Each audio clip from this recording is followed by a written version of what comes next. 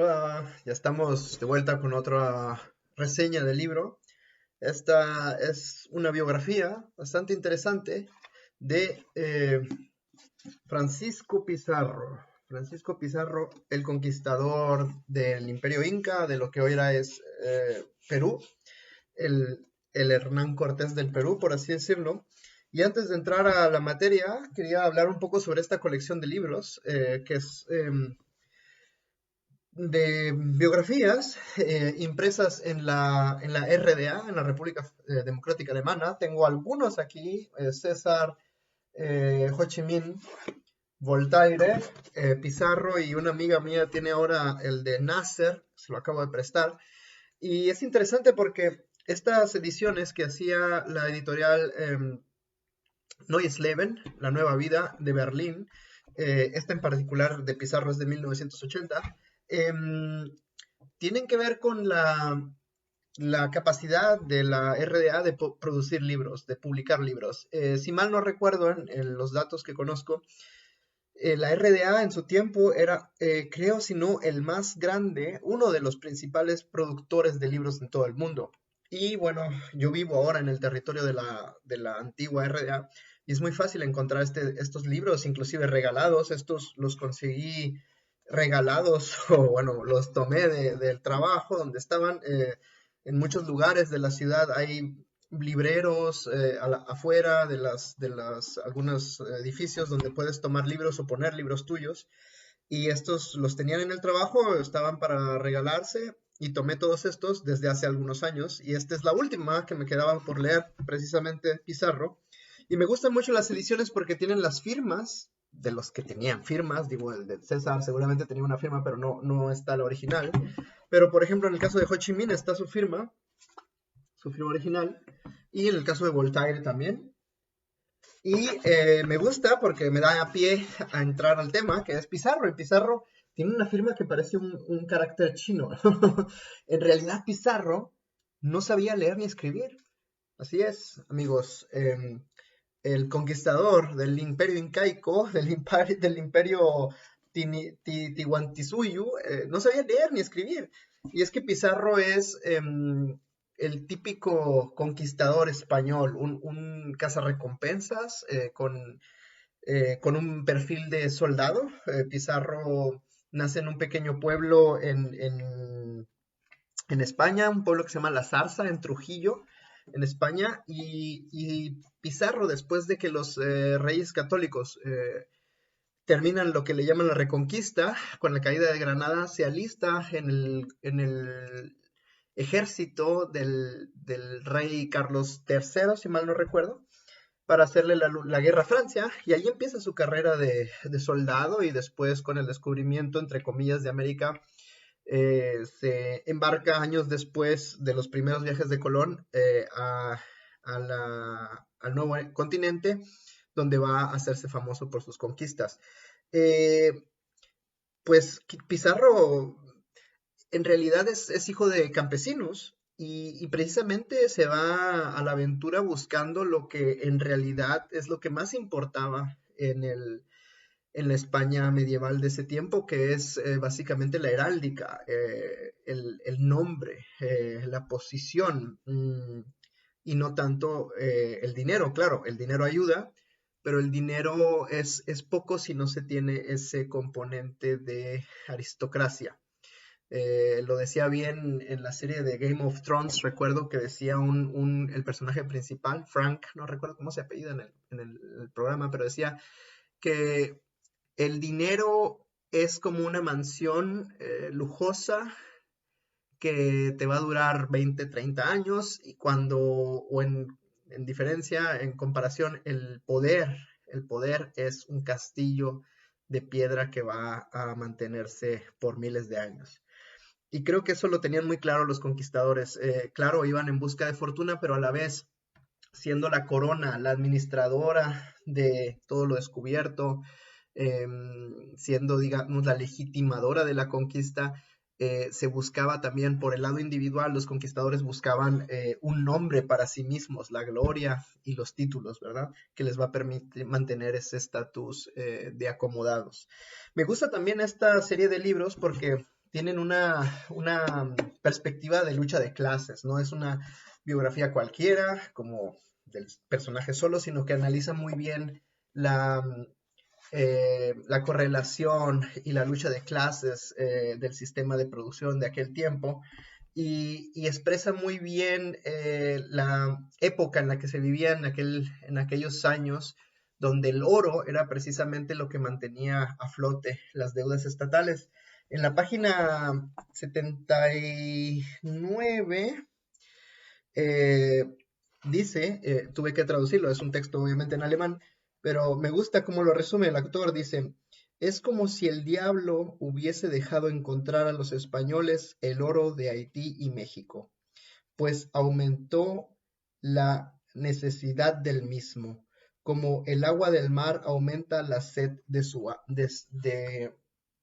un hombre. O sea, cada que encontraban oro les daba ganas de buscar más y precisamente Pizarro va a emprender varias expediciones desde lo que es el actual Panamá, una vez que se descubre el Mar del Sur, o sea, se cruza el istmo de Centroamérica y se descubre que hay otro, que se llega al Océano Pacífico, desde Panamá viajan al sur y se encuentran sorprendentemente con navegantes del Imperio Inca, y aquí es necesario hacer un paréntesis porque a diferencia de los aztecas, con una cultura más avanzada en algunos aspectos como la escritura, las matemáticas, etcétera, los incas practicaban la navegación en mar abierto, algo que los aztecas no llegaron a hacer, y esto es bastante interesante. Se encuentran con estos navegantes y poco después descubren que hay el Imperio Incaico, que también tiene otras similitudes con los aztecas.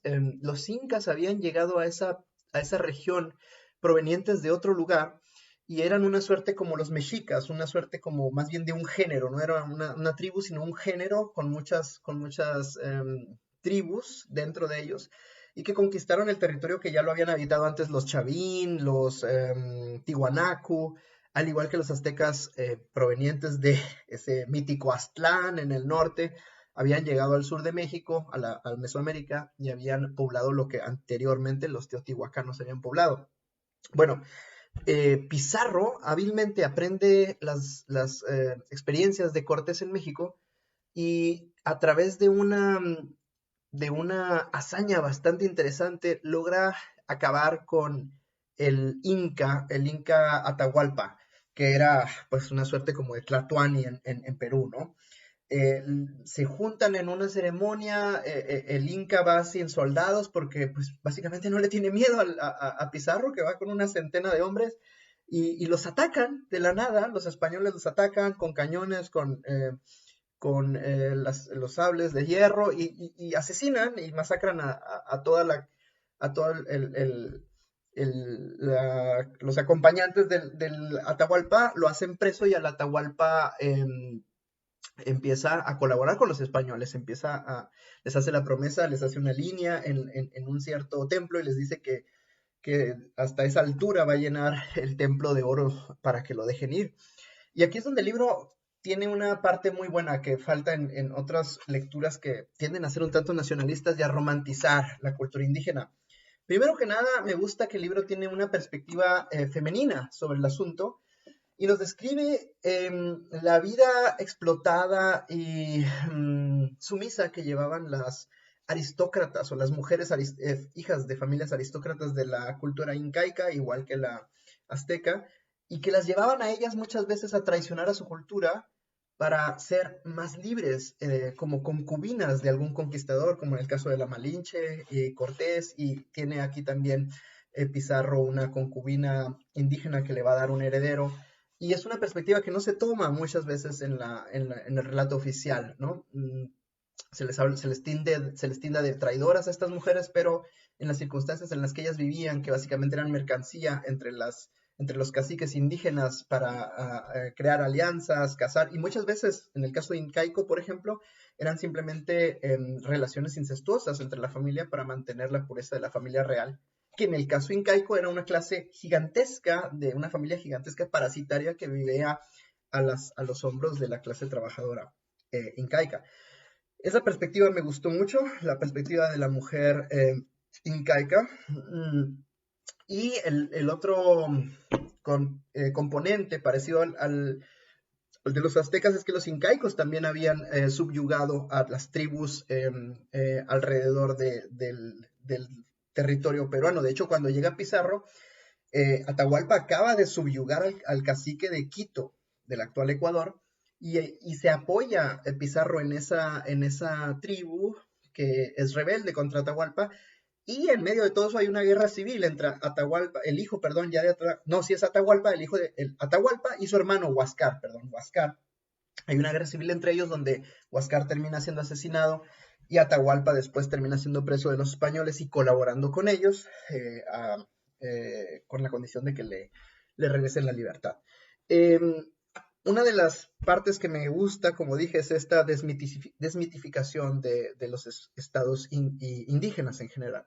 El autor nos señala que es un error pensar en las culturas prehispánicas como culturas de comunismo primitivo, al menos no estas altas culturas como la maya, la azteca, la incaica, que realmente están en un estadio superior que es el esclavismo. Son culturas que viven de la explotación de los esclavos hechos en guerra. La clase gobernante incaica, azteca, son clases que obtienen su legitimidad de los dioses, relacionados muy estrechamente con los sacerdotes, con la clase sacerdotal, y que forman una suerte de estado teocrático que, si bien está orientado al bien común, y de hecho en la Constitución de Bolivia todavía tenemos esto del buen vivir, en la de Ecuador, tomado de los preceptos indígenas, el bien común más que nada es como una suerte de estado social mínimo, ¿no? No hay en ese momento pordioseros en la calle, no hay pobreza, nadie se muere por falta de asistencia, pero a la vez todos los ciudadanos, entre comillas, que no lo son, bueno, pero los miembros de la tribu, los súbditos de Atahualpa, viven en una suerte de esclavitud perpetua, trabajando para lo que se le ocurra al Inca, ¿no? A Tlatoani. El Tlatoani es el Inca que reparte entonces y distribuye los granos y las riquezas, pero siempre viviendo ellos mismos y su familia real en una extraordinaria opulencia. De hecho, en el suceso en el que Atahualpa es apresado, Atahualpa lo llevan en una losa de madera, como no sé, 20 no sé cuántos sirvientes, porque el señorito no puede poner los pies en la tierra, es un hijo de Dios, es el hijo del sol, es Inti, el hijo del sol, y no puede poner los pies en la tierra, entonces al señor lo van cargando, y cuando los españoles empiezan a tasajear a todo mundo, pues esto simplemente los cortan en pedazos y el próximo indio que está a un lado va y toma su lugar porque el señorito Inti no puede tocar el pie, el suelo con el pie. Y esto nos da una idea de la magnitud de la opresión también que existía eh, en esa sociedad semi-esclavista. Otra parte importante que mencionar es el hecho de que Pizarro, una vez que conquista el territorio, destruye mucho más profundamente la cultura inca que como Cortés quiso o pudo destruir la cultura azteca, y por eso mismo todas las estructuras estatales que habían construido los incas se desmorona y sobre esas ruinas se crea la actual Perú. A fin de cuentas, Pizarro va a tener la misma suerte que todas estas personas que viven una vida violenta propia de su tiempo. Él también va a ser asesinado por seguidores de su rival, al que Pizarro ya había matado antes, Almagro, otro conquistador que estaba más bien en la zona norte del Perú.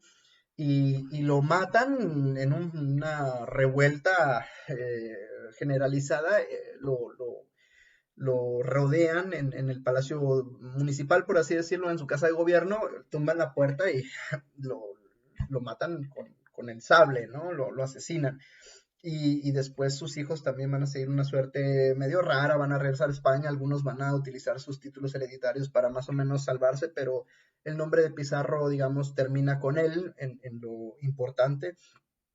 Y lo que me gusta al final es que se hace una suerte de epílogo en el libro, donde nos explica lo difícil que es tratar de especular sobre qué hubiera pasado si los españoles no llegaran a estas tierras, ¿no? Y creo que lo ponen desde un punto de vista muy materialista y dialéctico, muy marxista, en el que el autor nos dice que ninguna sociedad puede vivir aislada mucho tiempo, ¿no? O sea, si no hubieran sido los españoles, la misma eh, evolución histórica de los pueblos andinos mesoamericanos hubiera llegado hasta el punto en que en algún momento hubieran entrado en contacto con otra cultura del continente o del viejo continente o inclusive de Asia. Y la misma dinámica de la fricción y de la relación y el contacto con culturas distintas en distintos estadios de evolución de su medio de producción y de su economía y de su cultura, hubiera llevado determinantemente a una suerte similar a favor o en contra de los pueblos precolombinos. Así que pretender que los indígenas y su cultura son vacas sagradas a las que no se les puede criticar es cierto anacronismo y es una cierta suerte de análisis muy metafísico, ¿verdad? Que no tiene dialéctica, que considera las cosas estáticas. Y me acuerdo un poco del ZLN, ¿no? Con esta teoría a la que yo le llamo el sótano, ¿no? O sea, de que viene el capitalismo y mientras nosotros nos metamos al sótano como si fuera un tornado el capitalismo, pues nada nos pasa, ¿verdad? Vivimos en nuestra burbuja de autonomía, etcétera, pero el ejemplo que nos da la conquista de los pueblos americanos nos dice que a la historia poco le importa si uno se quiere negar o no a seguir su cauce. Los sucesos que van formando el devenir histórico son fuerzas más allá de los pueblos que muchas veces se ven atrapados entre estos acontecimientos. Si no, pregúntenles a los celtas, ¿no? Cómo fueron borrados casi de la tierra por los romanos y otras culturas, u otras muchas culturas que han existido y han desaparecido hasta nuestros días. Bueno, acabo de leer una, una novela gráfica inspirada en el trabajo de Lovecraft y tengo por ahí otro libro que no he reseñado, pero bueno, ya nos veremos pronto. Pizarro, muy interesante, la historia de los incas, muy interesante, algo que conocer de nuestra historia de la gran patria Latinoamérica. Saludo y nos vemos pronto. Hasta luego.